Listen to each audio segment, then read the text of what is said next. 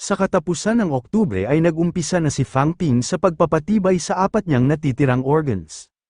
Pagsapit ng Nobyembre ay nagsimula ng maglaban-laban ang 89 na ordinaryong paaralan para makuha nila ang 7 bakanteng pwesto. Ang mga unibersidad na makakapasok sa top 10 ang siyang maglalaban-laban sa huling yugto ng Second National Martial Arts Championship. Marami pang maiinit na balita ang sunod-sunod na kumalat na siyang nakaagaw ng atensyon sa Rank 1 competition na isinasagawa ngayon ng Magic University. Kumilos na ang may hawak sa ika-42 pwesto ng Rank 4 leaderboard na si Yao Chengjun na nagmula sa No. 1 Military School.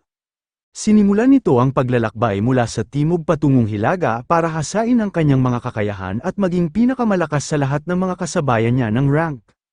Madali lang nitong tinalo ang isa sa mga teaching advisor ng Sino University, at nakuha agad nito ang ika-32 pwesto ng ranking sa unang araw pa lang ng Nobyembre.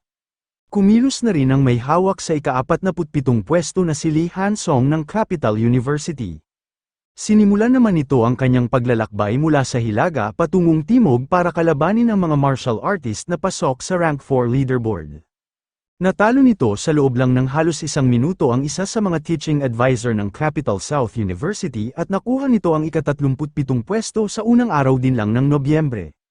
Nagtanong ang isang lalaking mamamahayag kung may posibilidad ba raw na magkalaban sina Yao Chengjun at Lee Han-song bago magsimula ang kompetisyon kapag nagsalubong ang mga ito ng landas.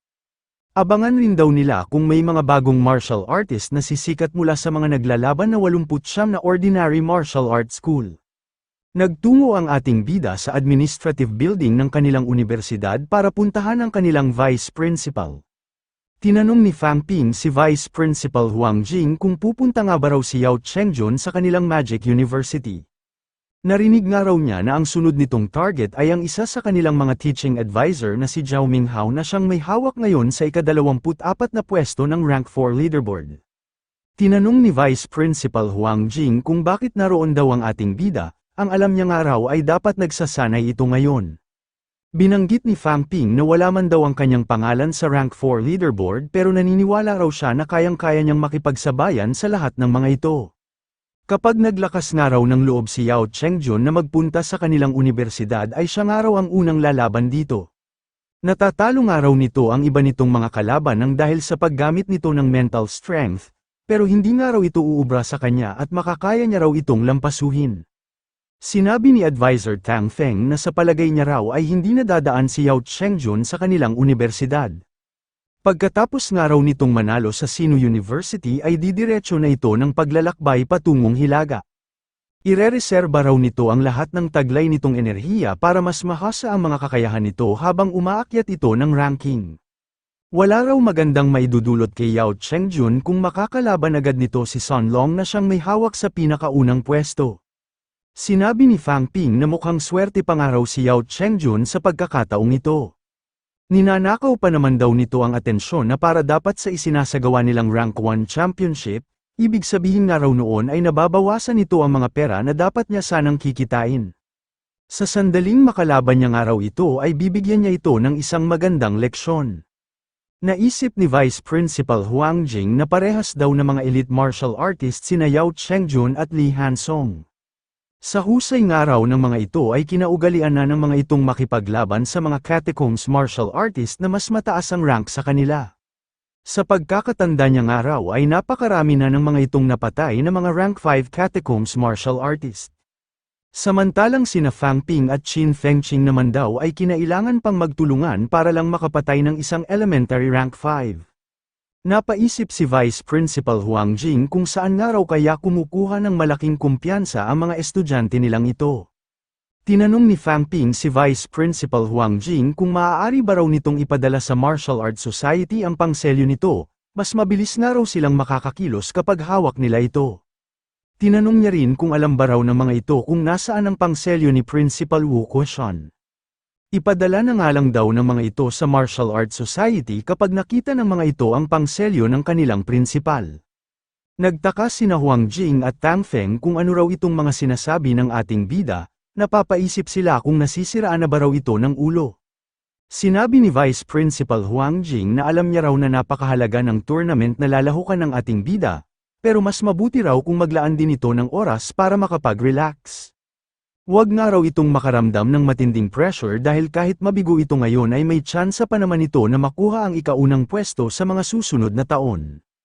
Sinabihan ni Advisor Tang Feng ang ating bida ng isa na nga raw itong grown man, kaya dapat daw nitong tanggapin ang lahat ng mga mangyayari, manalo man ito o matalo. Huwag nga raw nitong sabihin sa kanya na kinakain na ito ng nararamdaman nitong pressure, hindi pa nga raw ganoong kabigat ang mga iniisip nito pero tumiklop na raw agad ito.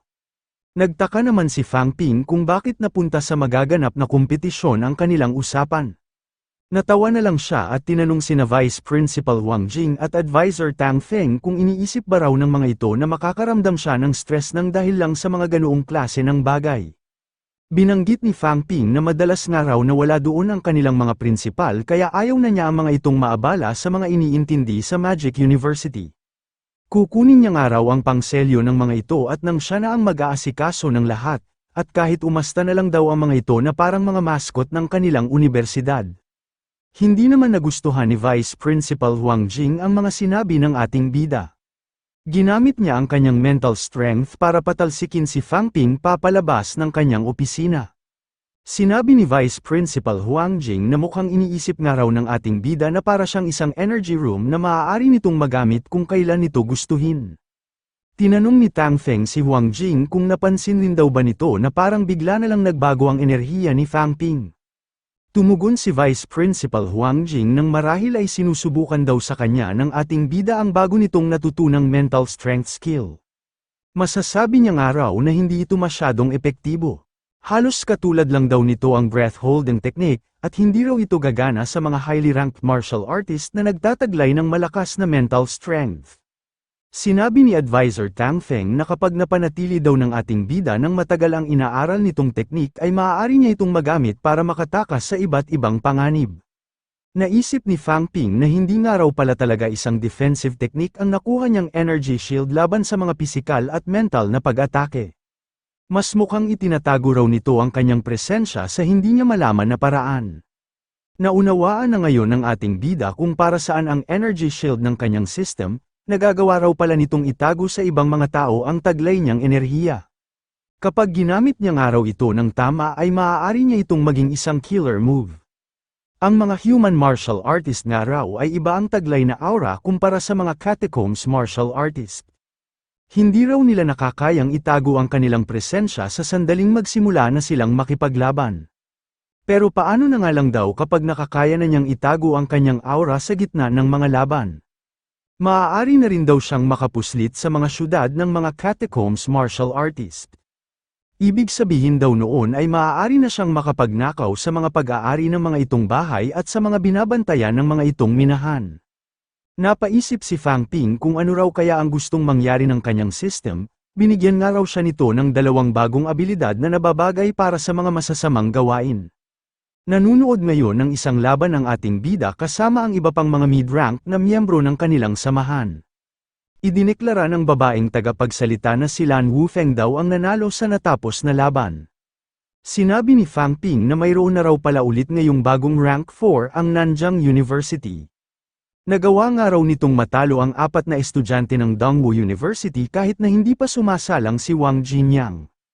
Tinanong niya ang mga mid-rank na miyembro ng Martial Arts Society kung may alam ba raw ang mga ito tungkol kay Lan Wufeng.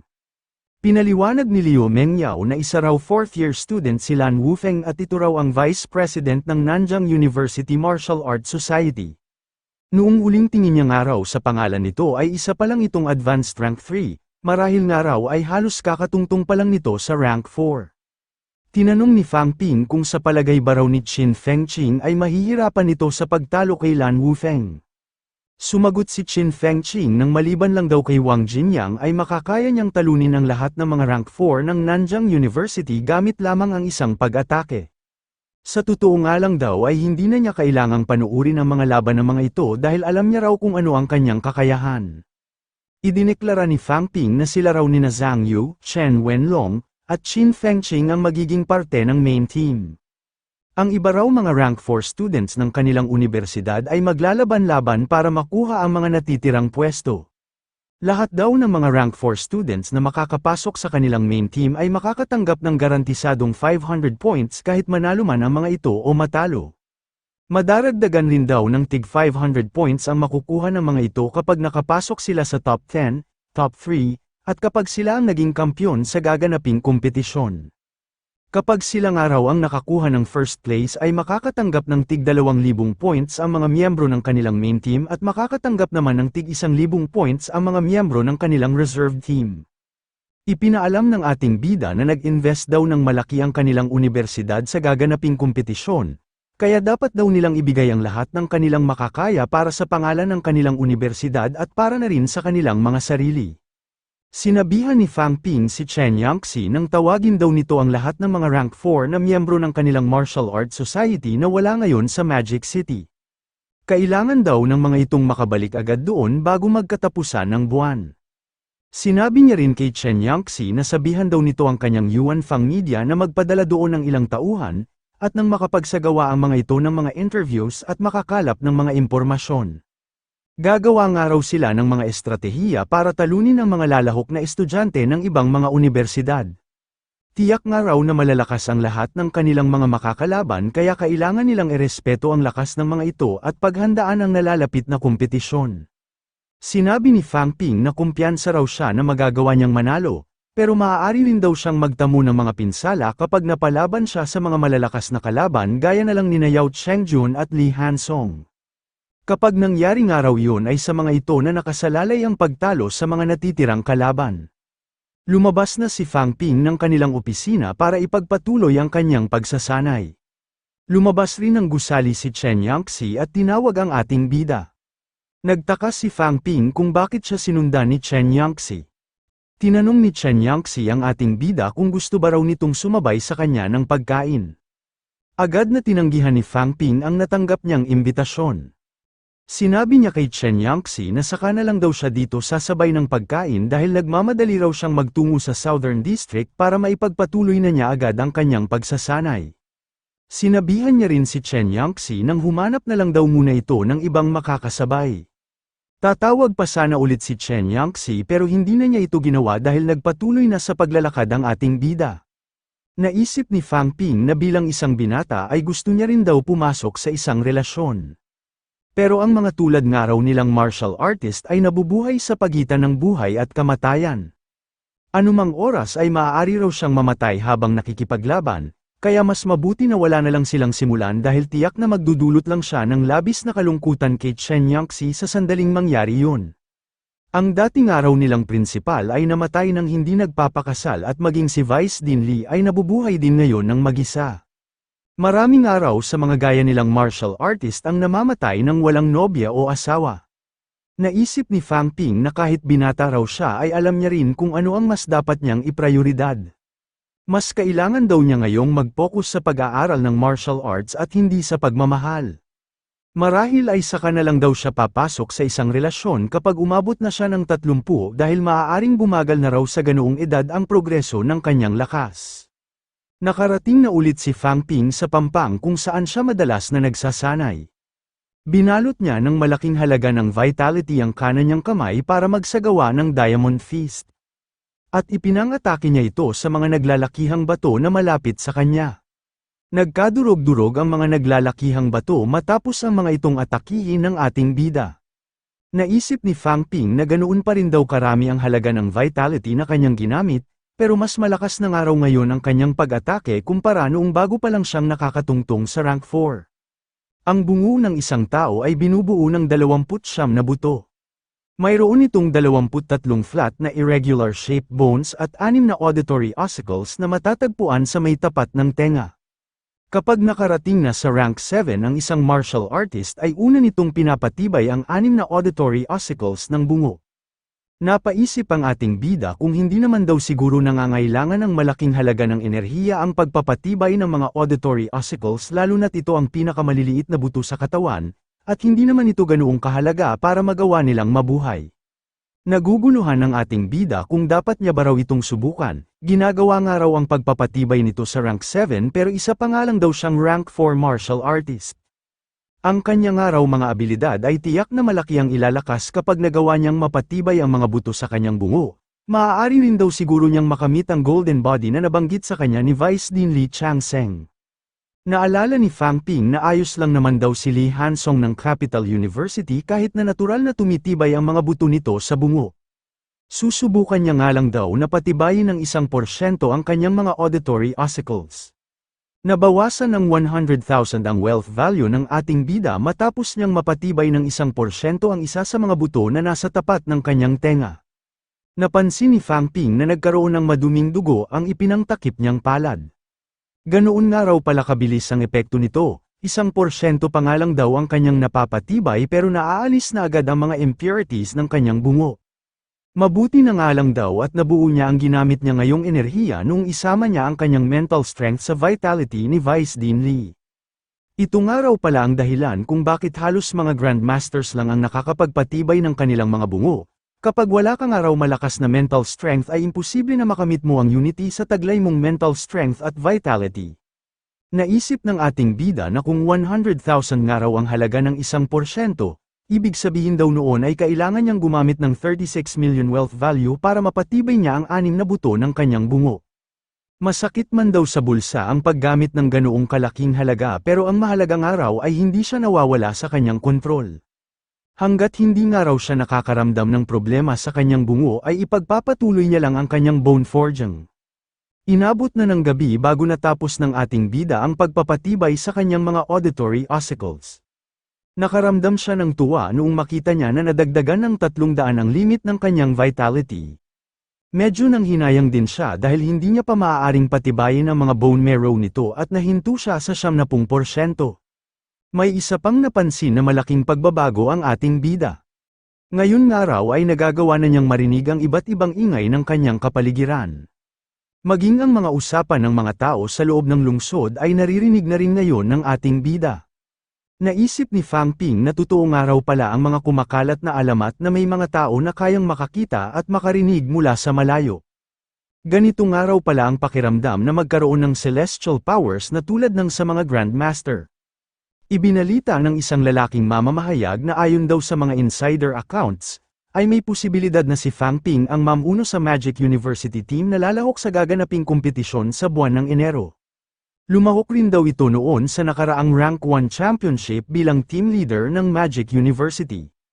Isa pa nga lang daw itong Rank 3 martial artist noong buwan ng Agosto pero pagkatapos lang daw ng 3 buwan ay nakapag-breakthrough na agad ito sa Rank 4. Marahil daw ay makakagawa na naman ito ng bagong himala sa gaganaping kompetisyon. Sinabi ng isang lalaki na hindi pa nga raw kabilang si Fang Ping sa leaderboard ng mga Rank 4, kaya para lang daw nasisira ng ulo ang Magic University kapag ito ang ginawa nilang team leader. Binanggit din ng isang babae na bukod daw kay Fang Ping ay wala rin ni kahit isang Rank 4 students ng Magic University ang nakakapasok sa top 100 ng leaderboard. Pagsapit ng 8 ng Nobyembre ay umalis muna si Chen Wenlong sa military para hamunin ang isa sa mga teaching advisor ng Huanan Tech. Gamit lamang ang 3 pag-atake ay natalo agad nito ang kanyang kalaban at siya na ngayon ang may hawak sa ika-68 pwesto ng Rank 4 leaderboard. Ginawa niya ito para ipakita sa iba na makakaya ng mga estudyante ng Magic University na makapasok sa Rank 4 leaderboard kung gugustuhin nila. Pagsapit ng ika-20 ng Nobyembre ay muli na namang nagkaroon ng malalaking balita sa martial arts community. Inihinto na ni Yao Chengjun ang pakikipaglaban nito matapos nitong manalo laban sa Capital City Investigation Bureau Chief. Sa pagkapanalo nito sa huli niyang laban ay siya na ngayon ang may hawak sa ika-3 pwesto sa lahat ng mga Rank 4. Nagawa ring matalo ni Lee Hansong si Monk Guanghe ng Guangsheng Temple at siya na ngayon ang may hawak ng ika-7 pwesto sa Rank 4 leaderboard. Mas lalo pang nakilala sina Yao Chengjun at Lee Hansong nang dahil sa mga sunod-sunod nilang pagkapanalo laban sa mga malalakas na kalaban, at sa pag-uwi nila ay nabigyan nila ng karangalan ang mga kinabibilangan nilang unibersidad.